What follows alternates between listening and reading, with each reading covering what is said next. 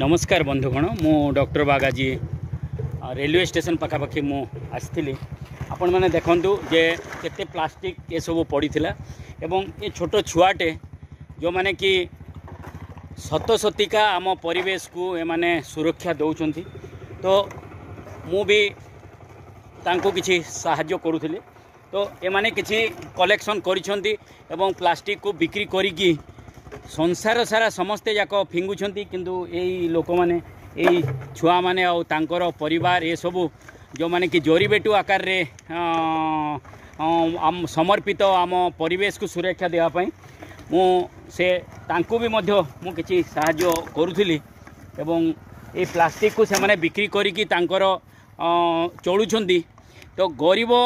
हाँ हेकी तांकर पेट पोषिया पई आमर प्लास्टिक को आमर परिवेश रु मुक्त करुछंती गोटे की तांको बिक्री करुछंती जहाँ देखी बहुत मन खुशीर कथा किंतु आमे माने कौन करुछे आमे सब जिनस को फोपाड़ी दउछे तो यहाँ को न करिकी जदि न जळेकी आमे जदि तांको मध्य दे पारिबा कि नहले आमे निजे कबाड़ी को दे पारिबा ताहले समाधान हेई पारिबो तेणु समस्त को अनुरोध जे यही लोक जो माने कि ये सब काम करछंती तांको आमे समाजर स्रोत को आनिबा कथा एवं आमे तांको धन्यवाद देवा कथा जे ए माने आम परिवेश को सुरक्षा दउछंती। धन्यवाद।